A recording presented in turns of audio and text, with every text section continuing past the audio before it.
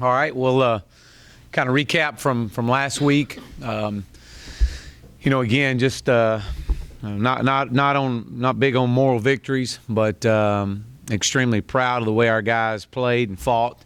I think our guys were ready to play. I think our staff had an unbelievable plan to have our guys ready. I think our guys were locked in all week. We had a much better week of practice than we did the week before, I think that they left everything out there on the field, and I think that was evident. I think it was evident to everybody. We'll give TCU credit. Coach Patterson and his staff obviously had their guys ready to go, and very well coached football team. And we knew we were going to be in for a battle, and we were going to have to play well. When you play against a defense that led the country in 28 straight games of creating turnovers. Of course, our emphasis has been and always is each week is protecting the football. So it was really good to see us come out and play turnover-free football. That was definitely one of our goals. It's 3 weeks in a row that we've been the least penalized team. I think that's very, very important as we continue to build this program and to play with great discipline and understand that the penalties will definitely set you back. As the 4 penalties we had, 3 of the 4 definitely set us back. We had drives going, had big plays going deep in their territory, and we were unable to sustain the drives because of the 3 of the 4 penalties. But again, 5 minutes to go in the game, or 7 minutes to go in the game, thereabouts, somewhere in that area, and we're a 5-point ball game with one of the top teams in the country. We had our chance, and even after they scored there and went up, we still didn't flinch. We were unable to convert a 4th down call that we had what we wanted, and we were just unable to convert that. I probably didn't help ourselves with the 3rd down play call. Could have helped us probably a little bit better to help us to maybe get away from that 4th and short call. But very proud of our guys. I'm extremely proud. This is a very improved football team. For the last 3 weeks, you've seen improvement each week, and that's as a head coach and as our staff. That's all we can ask. These guys are giving us everything they got. They're preparing, and they got to continue to do more. And we got a saying that if the way to give more is you got to care more. And we're asking our guys to care more. And but there was a lot of hurt in that locker room Saturday night with our staff and our players. But there's a lot of confidence in that locker room too, knowing that what direction we're heading. And so with that being said, I'm proud of them. We got to go back to work as we did Sunday, and back on the field today with great energy and work ethic. And as we start our game plan for a very talented James Madison football team that we're going against. This is a coaches to cure game, and that I'm sure all of you know that you can make a $5 donation. All the coaches will be wearing a patch on their sleeve. And it's something that AFCA does, our Coaches Association does, and we'll be wearing the patch this week and encouraging everyone to text CURE to 90999 and donate $5. But excited about the challenge we have, and we'll open up with questions. So. How did your receivers do against that? I mean, their backs are pretty impressive. How did you think they performed against those DBs?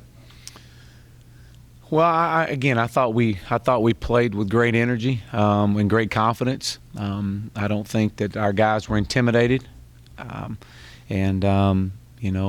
think that Coach Stepp has done a great job with our wide receivers, and they believe in our plan, they believe in our system, they believe in their quarterback, and they're playing at still making some mistakes, but they're playing at a high level and making plays, and that's all you can ask of guys, to make plays. They're unbelievable communication on the sidelines. I actually said this after the game. Our players are seeing it, and they're being able to come over and communicate to me and to their position coaches, and that's very impressive, especially a team that's young in an offense like this. Sometimes they don't know what to look for, but I've been pleased with them. Again, we're playing a lot of freshmen, and they still make mistakes, and we've got to continue to grow those young men up, and it's going to come through playing experience. The game went along. Cortland Sutton got more double and even triple coverage. Are there things that you and the coaches can do to draw coverage away from him, or is that something he's just going to have to fight through? Well, I think obviously people are going to and we knew that they would as well.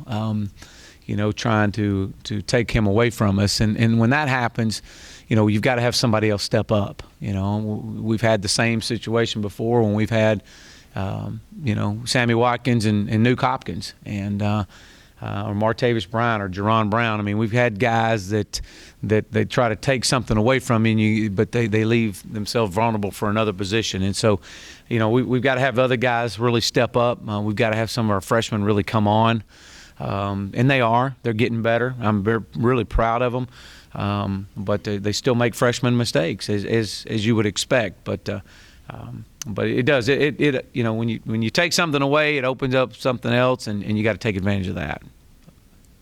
Do you like throwing some deep balls like that, like what Portland has had, especially just the idea of either he can go up and get it, or we can get a pass interference or something like that, or another angle going at it? Well, no, I mean, that's part of what we do. I mean, we want to run the football and we want to take shots down the field, and that's who we are, and that's who we've been, and we're going to take advantage of what they give us. But Cortland obviously has got a phenomenal talent. We've got other receivers with great talent that when you get a ball in space and in a one-on-one coverage, then as a coach you've done your job. Now they got to go. You got to recruit to the point that you can get up and somebody go up and get a ball. And so, but as coaches, that's what you do. You try to create one-on-one matchups with the ball in the air, and then recruiting takes over. So. Coach, you mentioned recruiting 1 and 2 to start the season. Mm-hmm. Hung with 2 of the top teams. What's your message to recruits? Well, obviously our playing one of the toughest non-conference schedules the first 3 weeks of the season than anybody in the country, and to go toe-to-toe with these 2 teams, 2 top 5 teams, I think that says what direction this program's going. I know that there's a lot of excitement, there's a lot of energy, and our recruits have definitely shared that they see it and they want to be a part of this turning process, and it's happening right in front of their eyes, and so it's been remarkable. So we're excited about these guys right now, and we're excited about what the future holds. Do you have any injuries you can update? We actually came out fairly healthy the other night. We've got some guys that will be limited in practice today, but we should be back full throttle on tomorrow. But knock on wood, we've came out healthy. We've hit more. We've practiced harder, and it's amazing how that's working right now. And I'm very proud of our guys. Our training staff is doing an unbelievable job. Mike Morton and his crew. Very proud of those guys. So. You notice the team has been out on the field Sundays, day after Mm-hmm. games. Can you talk about the week of game preparation in season? Yeah. And how you guys take it day by day? Yeah, we call it the Truth Sunday, Accountability Sunday, the Truth Sunday, to where we basically tell the truth about what happened the night before, and for guys to be accountable for the way they played. And then with that comes just a short practice, something to get out on the field and go through some special teams and cleaning up some mistakes offensively and defensively. And we like to try to get some conditioning in, and we have academic integrity Monday, and that's these guys have no responsibility on Monday for football. They'll swing by and pick up their scouting reports, but they're straight academics all day long, and they love it. And then we'll come back in today and have great energy with unbelievable work ethic today, Tuesday. And so back at it today.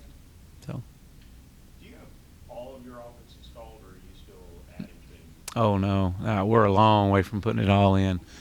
A long way. And but we've really kind of grown a little bit with it, and I've been proud of that. And I think that you try not to overload these guys, and you try to do what they can do. And so, no, we're not even close to where we've been, but we're slowly going to get there. It may not get there this year at all, and that's okay too. We want to do what it's not necessarily what we know as coaches. It's what they can do, and we want to be simple. If we can get lined up correctly, and we can get the proper hats on a hat, then we've got a chance. But when we can't do that, we have no chance at all to be successful. And so that's on us as coaches to make sure that those guys are lined up correctly and not overloading them. The percentage you can say that I would be willing to bet we're not. We might be 50%. But again, we'll continue to grow. It'll be more and more as the season goes. But the guys are executing and knowing what to do, and that's really, as a coach, that's what you ask for. It gives you a chance. Are you at a point now where you can also, with 3 games, do a little evaluation and say, we don't like that, we're going to take that out? Oh, yeah. That's actually tonight. We'll do that tonight. We'll have a deep self-study tonight that we'll do as a staff and see what we're good at and what we're not good at. Is that a weekly thing? It is weekly to an extent, but we really try to dissect ourselves every 3 weeks. And but weekly we'll get a quick report, but every 3 weeks is a great study for us, and what we do and what we don't do well.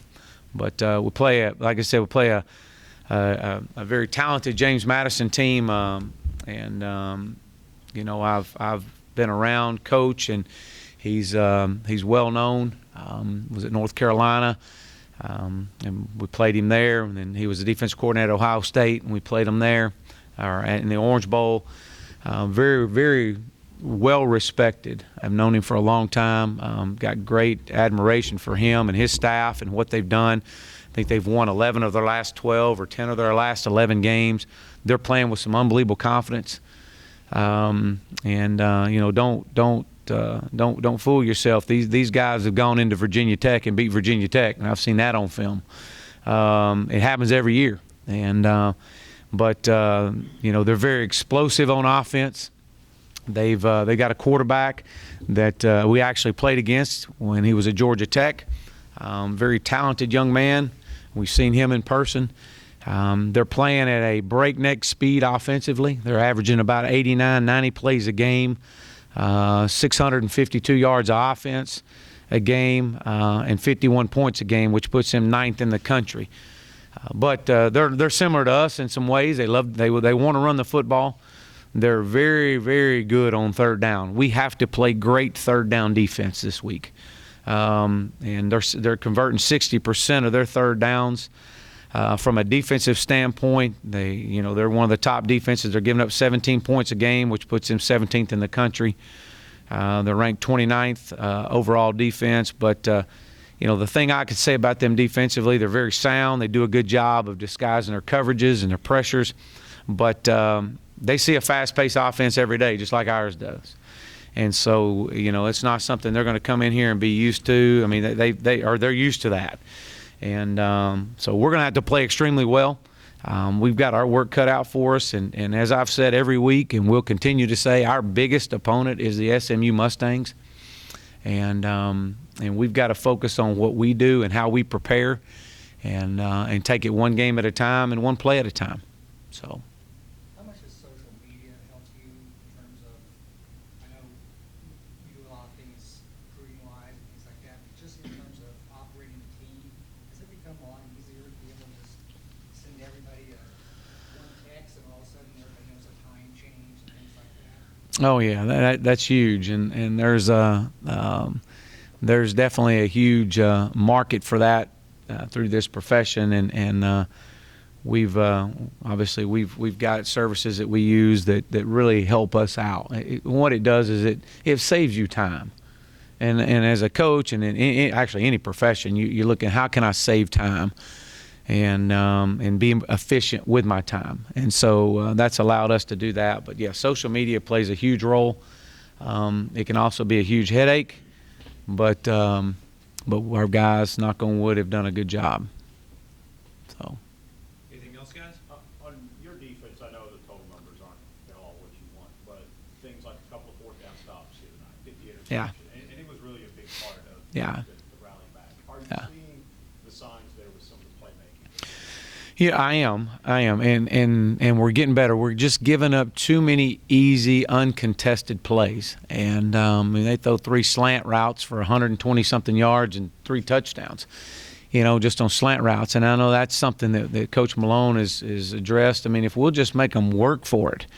But when you do see, and we were talking to our staff this morning, is that when you do see a group that's playing all 3 phases of our game playing at a high level, you see unbelievable things. It's just that we're not operating at a high level with all 3 phases at the same time. One area will operate really well, and we'll have 2 really bad, or we'll have 1 bad and 2 good, and so I think you see that the other night where we're operating well. We create 4th down stops. We go down and we make some scores. We create a turnover. Boom, we capitalize on turnovers. And so that's what you talk about when you talk about all 3 phases of your game playing and being on the same page and playing 4 quarters of football. We're yet to do that for a consistent period of time, and that'll come.